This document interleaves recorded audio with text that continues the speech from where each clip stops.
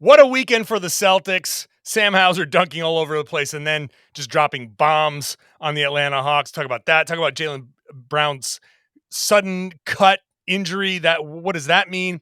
Joe Mazzulla, an assessment of that. And are we really looking at a rematch of the NBA Finals? I think it's possible. I'm going to tell you why all right now on the Locked On Celtics podcast. Be ever ready. Recognize the city of champs. Boston, baby, we do what you can't. Locked on number 18, Tatum and Brown, J-team, step back. We gon' wet that and slay teams. Of course, the Celtics, who else could it be? Screaming like KG with the Larry O.B. Karalis above average, assessing the team status. Best daily pod, no cap, salary matching. Clutch like Bird the DJ, keep John on replay. Prime time, dapping up the truth on the sideline. Raining J's, how it started, raising banners, how we finished. Locked on Celtics pod, home of the winners. B. Hey, welcome back to the Locked On Celtics podcast, right here on the Locked On Podcast Network, where it's your team every day. That's right, every day, Monday through Friday. And now that the playoffs are going to be starting, every game, post-game, some podcasts will tell you, now we're going to go daily because it's a big deal. Well, to me, every game, every week of the season has been a big deal. You want to ramp up to catch up with me? Welcome aboard. I've been doing daily since the beginning. Thanks for listening. Subscribe wherever you get your podcasts. And watch the show on YouTube. Hop in there. Hop in the comment section. Have a conversation there. Join me every day. I'm John Karalis. I played professional basketball once upon a time. Now I cover the Celtics for Boston Sports Journal. And I'm doing so after a weekend where the Celtics beat the Raptors. They beat the Hawks. They got their 57th win. The regular season is over, and there's so much to get to. First, today's show is brought to you by PrizePicks. PrizePicks gives first-time users a 100% instant deposit match of up to $100. So go sign up. Use the promo code LOCKEDON. PrizePicks.com, promo code LOCKEDON. Let's bring in Tom Westerholm. Tom _. It's going to be a big underscore week. Big underscore week leading up. I love it. Saturday's game one. Game one is set Saturday, 3:30. Yep. On ESPN. Man, I'm so happy that we're look. This last weekend was fun. Right? These guys were it was fun to watch all these guys. Get some JD Davison out there. Let me see some passes. Let me see superstar Sam Hauser in his elements. But man. And we've all been ready for the playoffs for quite some time. For a while. This is exciting. I'm excited. Yeah. We got play-in games Tuesday. Tuesday night's going to be a big deal. Tuesday night play-in games going to be a big deal. We're going to figure out if it's Atlanta or the Miami Heat. We're all sitting there hoping that Sadiq Bey figures it out in time for Tuesday night, that maybe some of these guys can Where's Chris Grenham? Tell Sadiq Bey to figure it out, Grenham. Come on. Yeah, obviously I'd love to see the Atlanta instead of Miami for reasons I've been saying multiple times on the podcast last week. Not that I'm afraid. I'm not afraid of Miami. No one should be afraid of Miami. What I don't want is to be annoyed by Jimmy Butler winning a game and Bam Adebayo winning them a game, being like, why are they going 7 in the first round? I just don't want that. But it's not to say that they can't sweep the Miami Heat or do it in 5. It's just that Jimmy Butler variance. So yeah, and I know you don't want to get into too much of that, but just to add to that real quick, I looked up the stats today, right? Last year, Jayson Tatum during the regular season this year played precisely 1 more minute than he did last year, which means, right, he talked about how fatigued he got during the playoffs. He has put in the exact same amount of time in the regular season as he did last year. Even taking some days off and all that stuff, even taking a day off for Deuce's birthday party, still played precisely the same number of minutes. Don't start racking up playoff minutes in the first round, man. And they swept that first round series. Even though they were all kind of close games, they did sweep that series. Yep. It's all about getting through the second and third round without adding an extra game to the. I mean, that's the whole thing. When you can close out a series, close it out, and hopefully they do that this year. But for now, we don't know who they're playing. We right now are going to take a second to just kind of celebrate this past, the weekend, these two games. Not much to break down because not everybody played, but we got triple-double Payton Pritchard dropping 30 points, 30 points, 14 rebounds, and 11 assists. That is an absolute just beast of a game for Payton Pritchard. That's career highs, career high points, career high rebounds, career high assists, career high 3-pointers made in 9, career high 3-pointers attempted in 16. And that dude was balling. It was a JV game. Yes. But he was balling. He wanted to go have some fun. And hey, shout out to him. I love that he and Sam Hauser combined to be 17 of 30 from 3. Has there been a stat that warmed your heart, Tom_NBA, quite like that one? No, I mean it's perfection. I honestly, it was so funny. Like, like the post game stuff, right? Like everybody's like, "Oh, Peyton, you, Larry Bird, John Havlicek, same conversation. You guys Yeah. are the 3 Celtics who have had this triple double." It's like, you know what? I'm gonna be honest. I feel like there's a couple of Celtics players in history who might have had that triple double if they were playing against DeAndre Hunter, Sadiq Bey, and Yeka Okongwu, AJ Griffin, and Aaron Holiday. Like, maybe just, but I mean, listen, Payton Pritchard, heck of a JV player. Like, Yeah, man. Truly, I mean, that guy can flat out hoop, and it's, like his talent. He's just, I mean, I don't think I mean, clearly he's never going to be doing this stuff. I think it's pretty clear he's not going to be doing this stuff. In like a rotation level game. Yeah, I think he could be a useful rotation player, but not like this. But just when he gets loose, when he just like keys to the offense, Yeah. and it's like, Peyton, go cross some dudes over. Yeah, you want to shoot from 32 feet? Yeah, Go for it. let that thing fly. Like, Yeah. it's fun, man. He's a real fun hooper. Just loves the game, loves to get buckets, and it made for a fun weekend. He, between the Pritchard, Hauser, Muscala triumvirate dropping, what's this? 30, 50, 70, 83 points to get. I mean, that's your big 3 right there. That's your big 3. Yeah. Muscala, 18 points in the third quarter against Atlanta, 16 points in 5 minutes, a 5-minute stretch where he scored 16 points, and the only other basket he assisted on. So right. That third quarter was wild. How about Sam Hauser coming out, first 3 possessions, bang, bang, bang, just bang, 3. That was amazing. That was amazing. Hauser, I think, is the star of the weekend. Too bad I don't have my Nissan star. I got to wait till Friday to give it out, but maybe I'll just save it. Here's a preview for Friday. Sam Hauser, by dropping these 3-pointers and by dunking all over Toronto, he is, I think, the leader in the clubhouse for the Nissan. There's no games before then. It's clearly Sam Hauser. Right. It's got to be, right? Unless Sadiq Bey scores 40 points and beats the Heat, because then maybe he's I might do that. Maybe I give co-electric players of the week. Anybody on Atlanta, just as an incentive, get this word out to the Atlanta Hawks. You want to stay alive, and all that stuff, but there's also this little carrot dangling here. You could get the electric player of the week if you bump the Heat out of here. Just saying. Nobody's saying you will get a car, but nobody's saying you won't get a car. That's true. That's true. Nobody's saying it could go either way. No one's saying either of those things. Correct.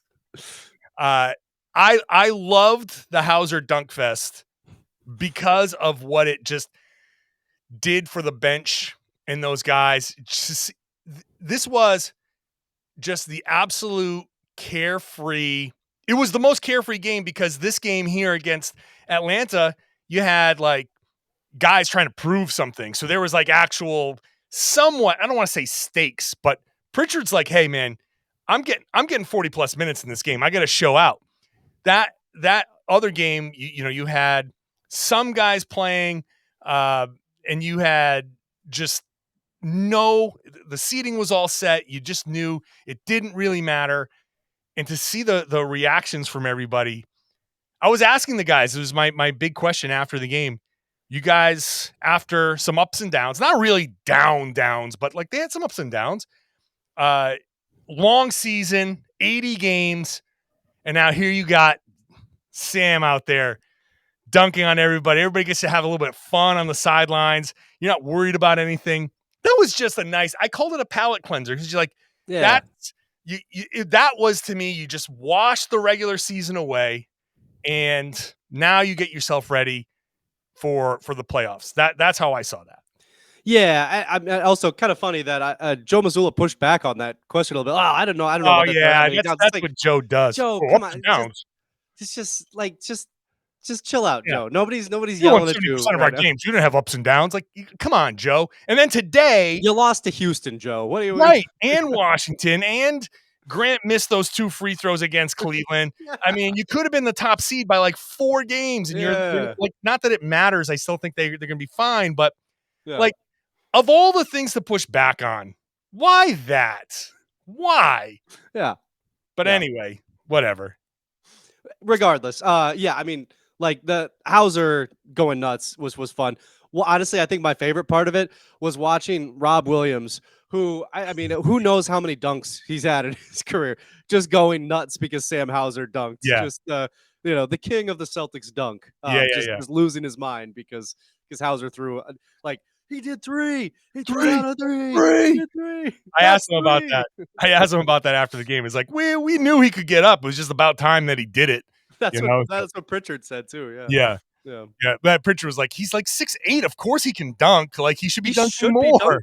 He should be dunking more. I like Hauser after the game though. He was like, yeah, I'm not as like quick twitchy as everybody else. So like I need a little bit of a runway. I need a little bit of a takeoff. So all in all, a fun weekend. No question. For the most part. Minus Jaylen Brown.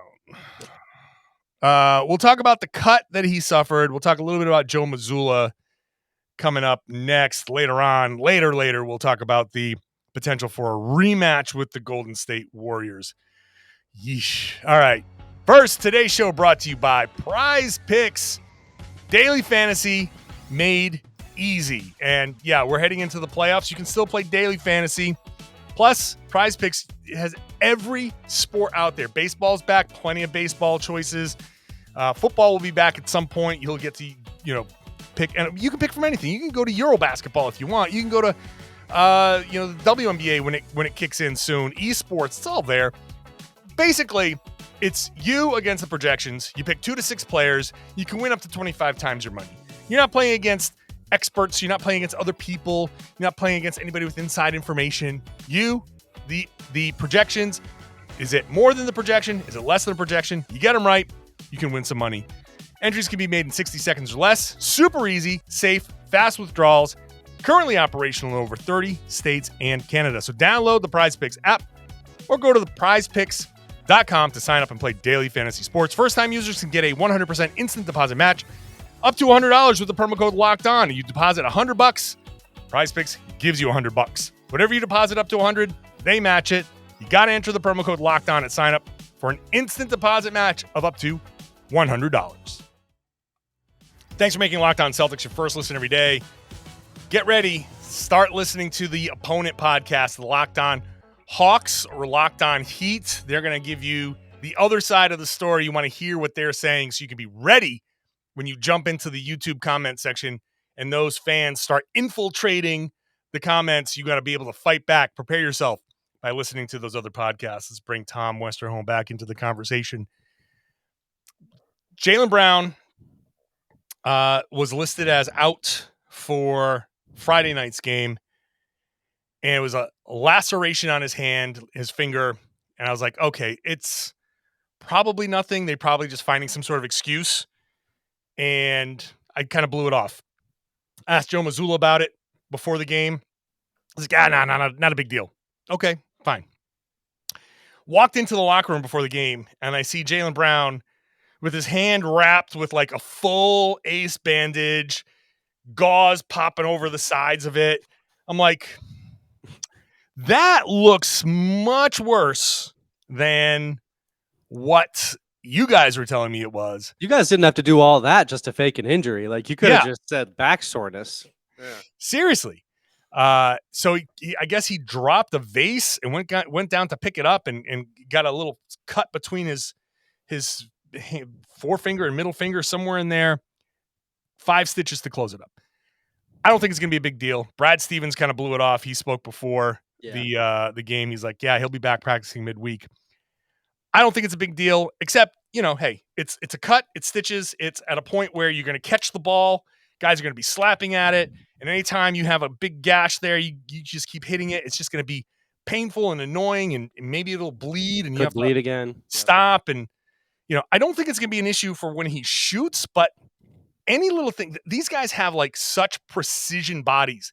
Like, if a hair blows out of place on your arm, they're going to be like, whoa, what was that? They are very fine tuned. So I am a little concerned that he's not going to be able to get the shots up the way he has. He's going to have to wait. I don't think he's going to get rusty necessarily, but anything like this that happens now, you're just like, now, really? So I don't know. What was your reaction? So it's kind of funny. I've expressed skepticism about NBA injury reports to my dad before, and he texted me when this happened. He was like, "What do you think about this one?" And ordinarily, like, you never know, right? Like, it's like such a weird. It's like picking up pieces of glass from a vase. Like, really, that's what did it. But last week, I dropped a cup onto the counter and it broke, and I tried to catch it and I cut the crap out of my hand. So no, I'm all in. I think that's exactly I hear you, Jaylen. I feel you, Jaylen. That sucks. But yeah, I mean, it's like, I think you're right. Like the, like you got to be careful of this stuff. And I mean, these guys are, I always compare these, like these injuries, right? When you talk about it being fine tuned, it's like, not to bring it everything back to guitars, but it's like, oh, here we go with the guitar talk again. Here we go with the guitar talk. Jeez, can we get through one podcast without? Okay, go ahead.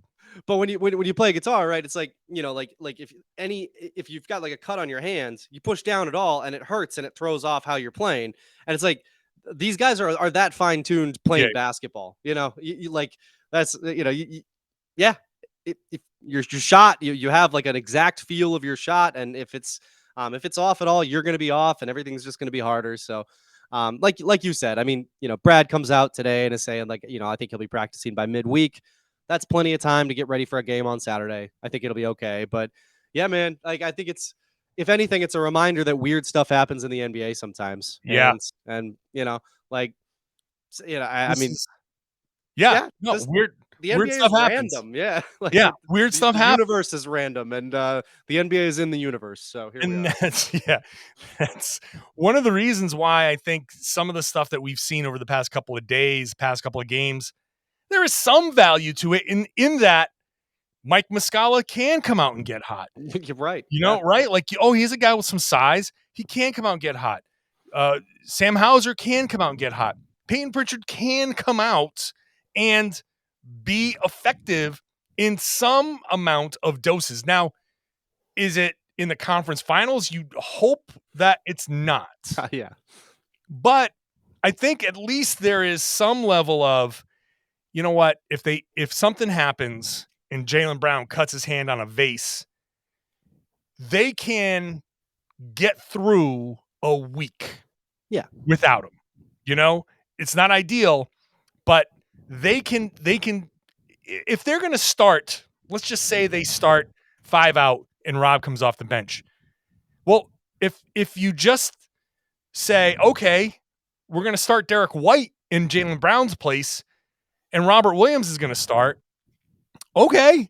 Yep. Okay. It's not all NBA player, but damn, he's going to be an all defensive team player, and he's really damn good. There's a drop off, but most teams, when you lose a Jaylen Brown, it's a significant drop off. The Celtics, when you lose a Jaylen Brown, you plug in Malcolm Brogdon. He can start now, right? Yep. In the playoffs, the rules change. He can be a starter now if he needs to be. You can go with Derek White. There are options. And then after that, off the bench, you can still bring Mazzulla. You can still bring Hauser for little 2, 3, 4 minute stretches. And I mean, obviously you're not going to get 16 points in 5 minutes from Mazzulla, but you can see an opportunity where it didn't matter who he was playing necessarily in this game on Sunday. All that mattered is that he was hitting open shots. Right. And if the Celtics find him for open shots, you can say, well, that's translatable. If he gets open or the defense or, has to collapse on Tatum and all these other guys and he plays, we can kind of count on that. I think if the Celtics have one of those guys hitting shots, Mazzulla, Hauser, whatever, they're basically unbeatable. Yeah. You can't do we saw that in the first half of the season. And and so I think there's a lot of value in getting some of these guys out there and see them making shots. But to your point about Derek White, right? Like you look up, I was looking up some of these stats today. Jayson Tatum and Derek White with Jaylen Brown on the bench, plus 10.7. They are outscoring opponents by 10.7 points per 100 possessions. Robert Williams is going to be able to play more. When Robert Williams is in the game, the Celtics outscore opponents across the board, every lineup combined. The Celtics outscore opponents by 10.6 points per 100 possessions. That includes, lineups with Jaylen, without Jaylen. That's what we talk about when we talk about this team's depth. When you talk about Tatum and Malcolm Brogdon on the floor and Jaylen off can do a lot of good things. There's so many good players on this team. And I think when you get into the postseason, especially this year, that's going to be one of the big differences from last year. There are so many more, it sounds reductive, but it's just, there's so many more good players this year and so many more players who have played together for a while. Derek White has played an entire season with these guys and looked great the whole year doing it.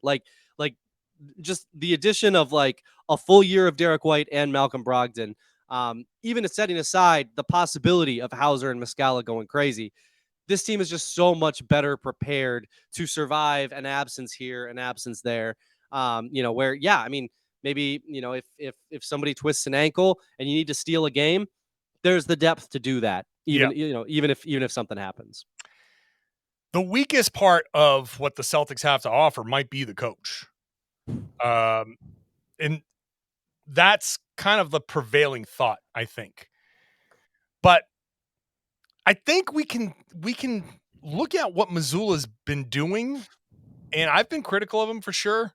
He has gotten better. I think he has gotten better. I'll set this up. I'll read the quote from Brad Stevens. I'll give a little bit, and then I'll have you react after the break. Brad Stevens spoke before the game, and he said of Joe Mazzulla, if you watch the last couple of months, he's calling the game as he sees it now more than before. So what that means is, side note, calls it as he sees it versus following a script. So he sees the game and he's calling it, reacting. So when I was saying through the course of the season, Mazzulla needs to get a better feel for the game, this is Brad Stevens admitting that. So he says he's calling the game as he sees it now more so than before. He's quicker to stop a run. He's quicker to do things. He may stop a game so he can make a sub. He may let a game go so they can't make a sub. There's a lot of decisions to be made in that moment. And you kind of feel out how your team best needs you, and that takes time. So Brad, again, kind of confirming the stuff that I was saying. And not necessarily a knock on Joe Mazzulla, because that implies it's a criticism. It's not necessarily a criticism. It's just a statement of fact. You can't know what's coming in a game when you haven't coached the game. And Mazzulla has only been this is his fourth year in the NBA. So 3 years as an assistant. He hasn't been on the bench the entire time. And now he's thrust into that head coaching role. You got to learn pretty quickly on the fly. And we are starting to see that. And I think Brad Stevens kind of admitted that and praised Joe Mazzulla for that all in one shot there. He had a lot to say about Joe Mazzulla. He said, Joe is a strength. It's not a weakness. It's a strength. So we'll let Tom Westerholm get his take in just a minute. First, let's talk about the Ultimate Pro Basketball GM. Coolest game that you're going to play. I actually had one person say, okay, I'm downloading this because of you, John. and then say, I played it all night and am addicted. If you want to be a great NBA GM, you got to play this game. You know, it's not that easy, okay? You download the Ultimate Pro Basketball GM, and it lets you manage every strategic aspect of a franchise. You got to play through the seasons. You got to, deal with challenging personalities. The players have personalities that you have to manage. You got to hire coaches up through the entire bench. You got to trade players. You got to train your players. You got to draft players. And it's super challenging in a realistic game world, and it's completely free. That's the best part. Ultimate Pro Basketball GM is completely free and playable offline, so you can play on the go as you want, when you want to. So check it out. See if you can run your own team. You're yelling at me. You're yelling on the internet.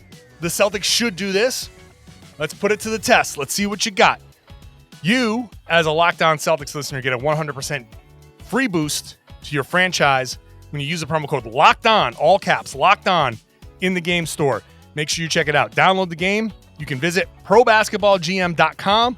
You can scan the code on the screen if you're watching on YouTube, or you can look it up on the app stores. That's probasketballgm.com. It's the ultimate basketball GM. Start your dynasty today.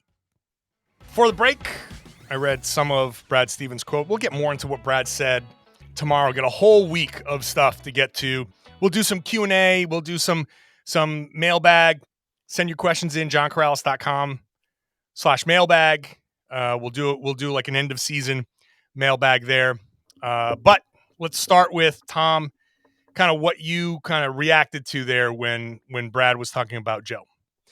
Well, I think it's interesting, partly because like this isn't some kind of novel point here, but you go back and you look at the coaching records of Brad Stevens when he arrived with the Celtics and Joe Mazzulla when he was just kind of elevated out of nowhere, like completely unexpectedly, literally, I mean, in a literal sense, days before, media day. I mean, like, no preparation for this. Like he didn't have a summer to spend like thinking about how he was going to be a head coach. Like he had a weekend to really process how he was going to do this. Joe, you've wanted to be a head coach, right? Oh yeah, I'd love to be a head coach. Great, congratulations. Cool, welcome. Yeah, exactly. Yeah, like you look back at Brad Stevens, right? And like he obviously didn't have any NBA experience before the Celtics hired him, but like, okay, 2007, 2008, Butler, NCAA tournament, 2008, 2009, Butler, NCAA tournament, 09, 010, Final Four, 10, 11, Final Four, 11, 12 now, but then 12, 13 back to the NCAA tournament. Yep. Like the level of pressure and the level of experience that Brad Stevens had at a Division I level, where like just this, like it's different, but the level of pressure is very comparable to the NBA. Like that's sure. It's right there. There's crazy fans, there's alumni, there's you're also recruiting, all this stuff. Joe Mazzulla just hadn't had that. He, and what he had was a wealth of basketball knowledge. Like what he had was smart guy, unbelievably smart guy, like a guy who his scout of Miami was so good that people still talked about it the next year. This is a guy who knows the game, who had not developed a feel for the game, like you've been saying, right? Like a guy who hadn't developed, like he had a concept of like, I want these guys to work through it, but like he didn't like for timeout strategy, I want these guys to work through it. Yeah. But he hadn't like implemented that. He hadn't kind of figured out, how can I let them work through it while still stopping runs? How can I, like Brad was saying, like, how can I make sure that my substitution patterns are good and call the right timeouts? But if we're rolling and the other team is about to bring in a guy who's going to stop that run, how can I keep the game going? Like, he didn't have any of that experience, and he's starting to get it now. And I think what we're going to start to see is, maybe next season, when Mazzulla has a whole offseason to prepare and to really think about how he's going to be a head coach, at the NBA level, we might see the guy who put together a scouting report so good that everybody keeps talking about it. Like, I think that stuff is coming for Joe Mazzulla, but it wasn't there at the beginning of the season for every understandable reason, which was part of the reason why all the Celtics players were willing to work with him and were willing to say, hey, I'm really happy for Joe. He talks to us, he asks us questions, and they had a lot of patience with him because they were all in it together. So I think this playoff run, like all of that stuff, leads us to this playoff run where now Mazzulla is like feet are in the fire, right? It's like, okay, now you got to be good. Like you've had a regular season. We understood that the start of the regular season was weird. You've done a good job. Like since the All-Star break, you went through that cold stretch in December and January, and you came out the other end, and you're a good basketball team again. You're like first in defensive rating since the All-Star break. Great job. But now's when it matters. Like now you have to put all of that into practice and lead this incredibly talented team to where talent-wise they should be. And that's going to be really interesting to watch. I mean, I don't know. This is Joe Mazzulla's first time being in the playoffs. I'm fascinated to see how it's going to go. I am as well. And it's gonna fall on the players to help him out. Yep. It's gonna fall on his assistants. It's gonna fall on Brad Stevens to help him out. But as it has all year, of course, absolutely correct. But when it's the third quarter and Eric Spoelstra, let's assume, has thrown something at you that we haven't seen, and you're like, oh, okay, the elite people in the NBA process that instantly, right? You see things and you go, oh, this guy's playing, oh, they're doing this, or they're playing this zone or this whatever defense, or they're doing this, they're doubling our guy this way. Whatever it is, you've got to sit there and say, oh, okay, I get it. Now we're going to do XYZ. Yep. And if you're like me, you're screwed because I don't see it right away. You and I need to watch the play 6 times to understand. Yeah. Now, I'm smart enough where if I watch the play a few times, I go, oh, okay, yeah, I get it. But that's me going back and forth, scrubbing, whatever. Like it takes me a little, like I'm slow at it. Now, I think the average fan just doesn't see a lot of that. A lot of people, I think, who are listening to the podcast, probably you're more than the average fan, so you probably do see it. But look at this pandering guy over here. I love you, listener / watcher. But no, but it's for sure. But regardless. Like, I feel confident in my abilities, but I know that I'm walking when NBA people are sprinting. Yeah. I've always joked, I feel like I'm a high school science teacher. These guys are theoretical physicists. Yep. That's my regular joke when it comes to what do I see? Do I know more science than most people? Sure. Do I know what they do? No. I can't process it as fast as they can. Correct. Whole point of all of this is that Joe can't be like me. He's got to be like the people who process it elite, instantaneously. And he's getting better at that because you're seeing it and you're seeing it more often. And just like anything, consider it like a 10-round boxing match. You can start picking up on tendencies. You can start saying we're like a batter facing a pitcher and you go, oh, okay, I'm starting to see this. When he does this, here comes the curveball. And if you can get that stuff right, then you can start cranking one over the monster. So we'll see. We'll see where Mazzulla ends up on this. I think one of the things that we might see is Mazzulla doing this against Steve Kerr. I kind of talked you into this at the start of the pod or before we got on. I wasn't exactly thinking about this because honestly, I'd been so focused on the Celtics and everything. I hadn't caught up on the Western Conference, but so let's just do this quickly now. Yeah. So regular season is over. It's done. Seeding is set. The Golden State Warriors are the 6th seed, so they're not in the play-in tournament. That's interesting. Like, oh wow, the Warriors went from like not in the play-in at all to the 6th seed, so they know that they're playing the Sacramento Kings. Well, what do you know? The team that everybody kind of wanted to face just a little bit. Kinda, yeah. Like, we all love the Kings. We all think they're a great story. I would love for the Kings to win this series. I would love to see the Kings make a deep run. Hell, if the Celtics don't win the championship, if the Kings did, I would be just That'd about be so fun. That'd be fun. Oh man, they're not going to win the championship. Not with that defense. No, their defense is god awful. They're number one offense in the NBA, but the Golden State Warriors have shown that they are a good defensive team, or they can be. And they get Wiggins back, and they okay. All right. So Warriors, okay, you catch a break there. 3-6 matchup, you get the Kings. All right. So that means that and it's not a guarantee that they're going to beat the Kings. They've been terrible. They've been terrible on the road. Yeah, sure, and the Kings have home court advantage. Yep. So that certainly is a thing. But also the Kings are very new to this playoff thing, and the Warriors not new to this playoff thing. So the regular season matters a lot less to them. I'm not dismissing it. I'm just saying that if any team is going to buck whatever trend the regular season has put in front of them, it's going to be the Warriors. Yep. So let's just say, okay, 3-6, it's the Kings. Probably going to get past the Kings. So now it's the winner of the 2-7 matchup, which is Memphis and I don't know, either the Lakers or the Timberwolves.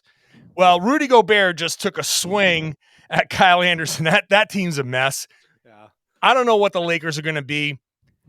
I'll tell you what I think they are going to be, which is in the playing against the Grizzlies, because I don't think the Timberwolves are coming out of the play. Yeah, right. Yeah. So, but it's either the Lakers, who have been just a mess all year long, yep, or it's the Grizzlies, who no Steven Adams now, no Brandon Clark. They struggle defensively. Their offense, without those guys, their half-court offense is god-awful. Kings, the Warriors against the team with no half-court offense and experienced guys, that could be, they could win that series. They could win. There's no guarantee, but they could win it. They could win that series. And just, I would implore anybody who's yelling at us right now to think, like, how comfortable are you picking against the Warriors after last year? I'm not. I am not comfortable picking against the Warriors at all. I'm not. No, I'm not. That's a series they can win. I'm sorry. Yep. You can yell at me all you want. The Warriors know how to win those series. Okay?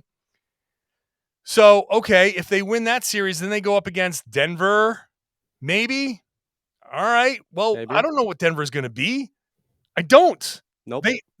I'd love to see Denver come out of. First of all, I think the Celtics match up just fine against Denver. Like, yeah, they do. That's like completely fine. No issues there.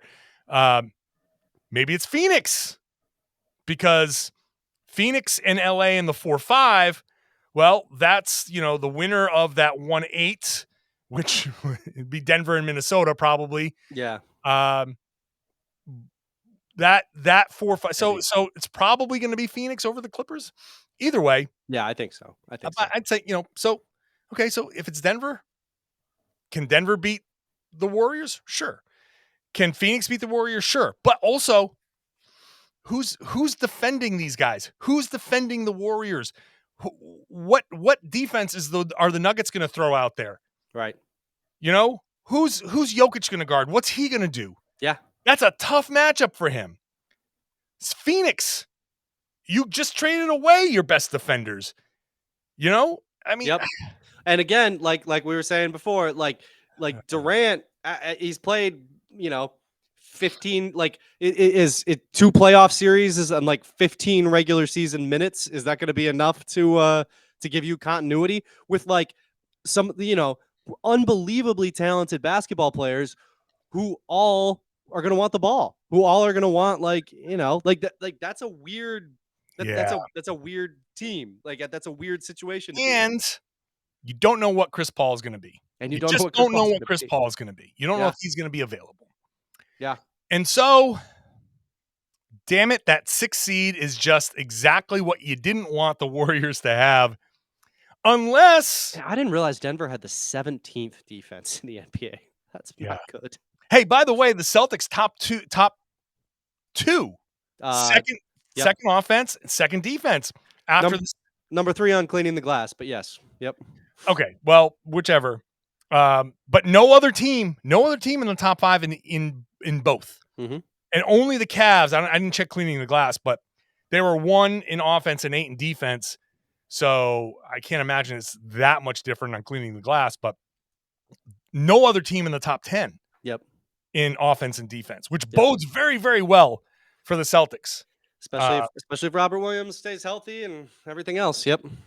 But hey, maybe you're a Celtics fan that's saying, yeah, give us the Warriors again. I want to beat the Warriors again. You might get it. Sure, you might get it.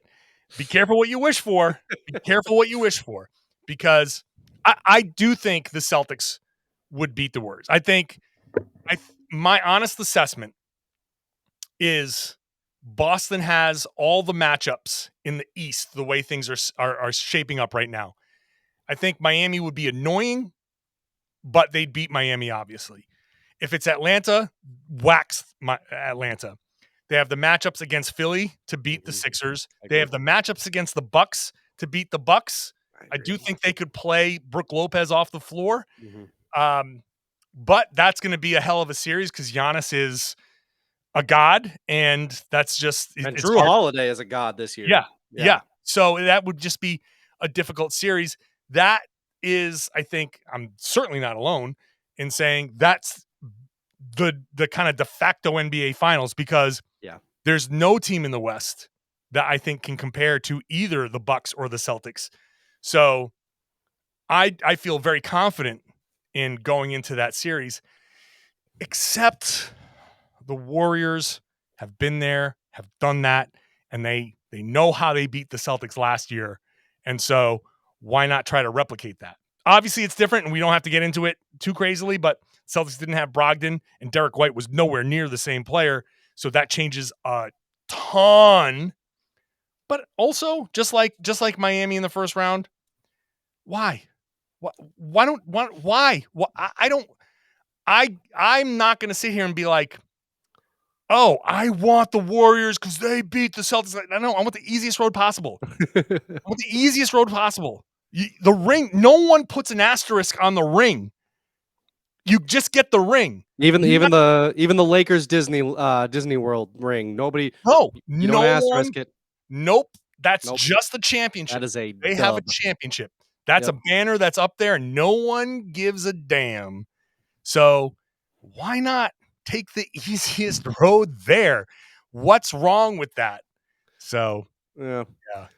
There's like a non-zero chance that not a non-zero. There's a close to zero, but not technically non-zero. If the Nets somehow pulled off a first round upset, the Celtics could face the same three teams, and then if the Warriors made it to the finals, like the Celtics could just run it back out of order.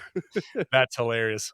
I was very much looking forward to a Brooklyn, Philly, and Milwaukee, like flight wise, those such short flights. You're up and down to Brooklyn, you're up and down to Philly.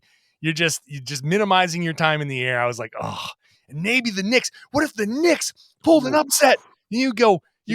Trains would be in play. Yeah. Well, you love the trains. I love a good train. Yeah, I'd still fly.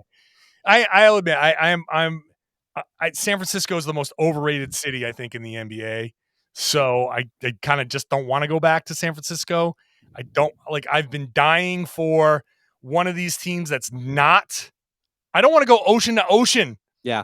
I just don't want to go ocean to ocean. Give me something else. But whatever it is. But I just don't like the Warriors because Steph Curry is such a game changer, and Draymond Green in a lot of ways. Yeah. In what?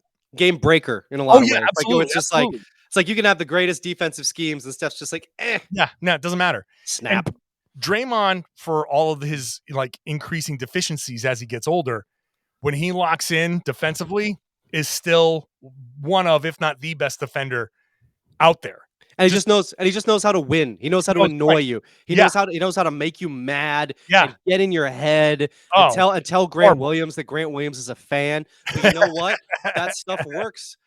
Hey. Is that any different than what KG did? I mean, if we're being 100% here, if we're being, come on. Yes, it's probably kinder than anything KG well, did. True. Yes, that's true. That's true. All right. Well, we'll see. That's way, way, way out there. But I thought for the Monday podcast, a little all-encompassing conversation would be a little bit kind of fun. It was a fun weekend. Let's just throw it all out there. Let's just empty our heads. And then look, we've got all week. We're having Monday through Friday. The only night I'm not going to do a podcast is Friday night into Saturday morning, because Saturday night there will be a post-game podcast. So you're going to get 6 days a week. Some podcasts are telling you 5 days a week. I'm telling you 6 now because, hey, I got you like that. Anyway, Tom Westerholm, we'll have you on a few more times this week. Okay. I'm looking forward to it.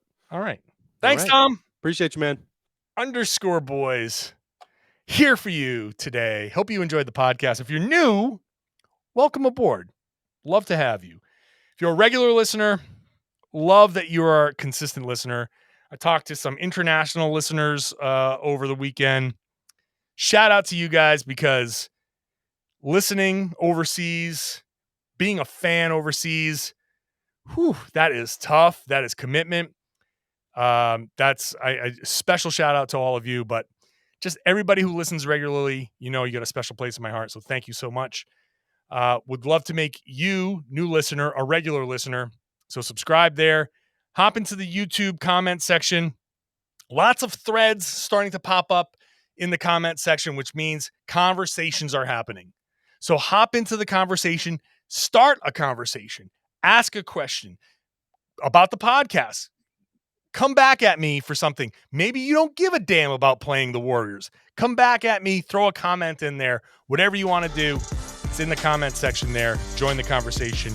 And if you are a regular listener, I'd love it if you shared the podcast. Tell your friends, tell your family, tell everybody that they should be listening to and watching the Locked On Celtics podcast right here on the Locked On Podcast Network. Your team every day.